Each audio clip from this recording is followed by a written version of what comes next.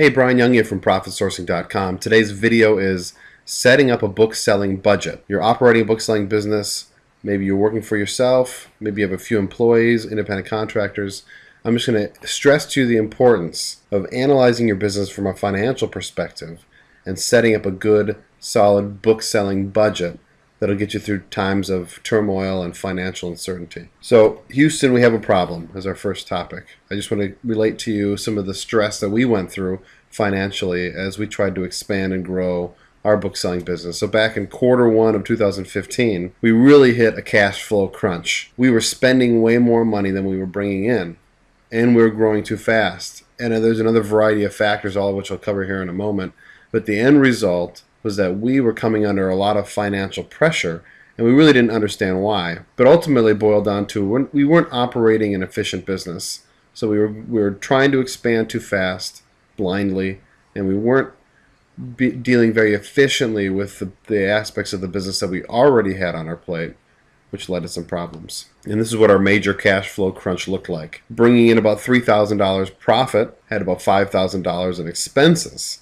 So a net loss of $2,000 is kind of stressful, puts a lot of strain on us. We're really motivated to get to the bottom of why. So after doing some serious analyzing and studying of the business, looking at the numbers, talking to the people that are working for us, we found that there are three main contributing factors to that cash flow crunch. And we want to operate a business that is profitable no matter what time it is of the year. Having a business with that big of a net loss was not something that we'd be okay with. So the first thing we noticed about our book selling business is that our books were not getting listed and shipped fast enough. So there's a variety of factors for this happening. We were switching in between book listers. One book lister who did an amazing job for us and was shipping over 1,000 books a week ended up deciding to go back to school, and so he quit the job with us. And as a result, there was kind of a bottleneck.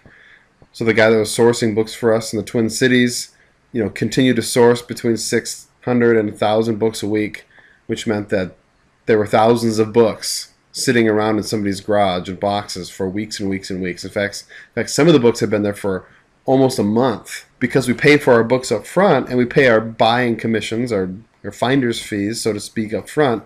We had a lot of money invested in this business that was sitting in somebody's garage. So for a variety of reasons, not just the lister leaving, we needed to find a solution to that problem, and fast. Also, like I alluded to in the intro, we were trying to expand too fast. So we had a full-time book sourcer in the Twin Cities and a part-time book sourcer in the Twin Cities, and then we had trained in and sent a guy out to Milwaukee to do some book sourcing and listing for us, and then we also hired a trucker who is a trucker nationwide every week.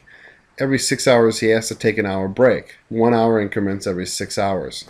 But this guy's not the kind of guy that wants to sit around and do nothing. He's high energy, highly motivated kind of guy. And he said, I'd love to do some book sourcing for you.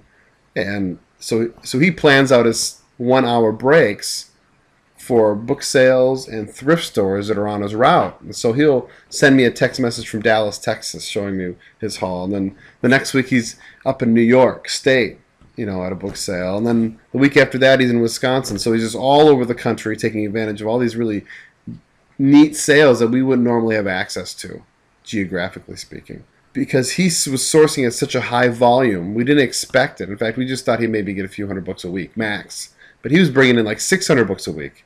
And then the guy in Milwaukee, he went out there. I thought he was going out there to be a part-time book sourcer and lister. Like he already had a full-time job lined up. That was definitely miscommunication between me and the book sales manager. And he started sourcing between 600 and 1,000 books every week. And so all of a sudden, our productivity just skyrocketed, and we didn't have the cash flow to take advantage of that. And the final contributing factor was, this is end of Q1, so March, I think between February and March, and that's not one of the best times to be selling books anyway. So book sales, generally speaking, across the board, fiction and nonfiction, are really slow at that time of the year. That was also contributing. A slow in sales, historically slow time in sales was contributing to our cash flow crunch. So I think they all work together, though, all three of these contributing factors. Books weren't being efficiently listed and shipped. shipped in. We're expanding too quickly, and it was a slow time of the year. You put all those together, and we have problems. I think really if it would have just been two of the three or one of the three, it wouldn't have been that big a deal. We would have been able to overcome it. But all three together is really what led to us feeling the strain. I was optimistic through it all. It was stressful for me and my wife and family, but I know that adversity and small failures in business is always a perfect opportunity for us as a business to grow. When there's adversity, when there's strain, when there's stress, it causes us as entrepreneurs to reevaluate our business, find those weaknesses in it, and to turn them into strengths. And so that's exactly what I feel like this time for us did. So moving forward, I was determined to run a better business, a business that, number one, efficiently processed and shipped sourced books out in a timely manner. I mean, I'm motivated now in a new way to ensure that the books that are coming in are getting shipped out very quickly. In fact, I don't want more than a 2-week turnaround. So books that are sourced on one day, they need to be shipped out within 2 weeks maximum. Otherwise, people need to work really hard to get those books shipped out before they buy any more. And there's ways for us to kind of keep track of that. We're more mindful of the books that are being sourced versus the books that are being shipped, so we can spot out any of these stockpiling errors in the future. We're also determined to have a better financial insight into our business. I mean, one of the reasons why we were blindsided with this whole thing is because we didn't see the writing on the wall financially. Having a good mind for the financial standing of your business is so important. And we would have seen some gradual changes in our cash flow that would have encouraged us to look into the problems further had we been more attuned to how we were doing financially. And finally, we're determined to find ways to hustle and to make good money no matter what the season. So not using the end of quarter one or the beginning of quarter two or the middle of quarter two as an excuse for lag in sales, but hustling harder, being creative, and finding new ways and new sources of inventory so that we can still be profitable no matter what the season. So I think what was key for us, what actually solved a lot of these problems, was setting up a budget. And so what I mean by that is we took all the sales that we got for that period, and for us we operate in 2-week periods. So we pay our book sourcing people, book listing people, and our book manager every other Monday. Preceding Friday, what we would do is analyze the financial standing of our business, determine how much profit we made after all expenses, and then from that determine a book selling budget for the next 2 weeks. And then it's the book sales manager to take that budget and allocate it as he sees fit. So what he was doing is he would say, okay, Chase, you have this much money to spend, and Marty, you have this much money to spend. And because Andrew does some of his own book selling, he allocates some to himself. And then there's some expenses that book listers also have that he has to use that main big budget for. But to get to that point, you need to have a good understanding of where you're at financially. And so I think the first step is to get a nice, efficient system for you to quickly but accurately get a pulse of where your business is at financially. The neat thing about a budget is that it creates urgency for the sourcers and listers. I mean, if they only have a finite amount of money to work with, and maybe even the ceiling's a little lower than they're comfortable with, it's really going to motivate them to find cheaper books. And cheaper books is good for you, and it's good for them, because now if they find cheaper books, they have more money left over for their finder's fees. So if one of our book sources is allocated $1,000 and he only spends a couple hundred on books, that means that he can source more, or he can make more as a percentage of that budget. Could be more of his commission, which is ideal, which is what we want. We want as little money tied up in each book as humanly possible. And so having a good, solid budget for your book sourcing and book listing people will motivate them to find cheap books.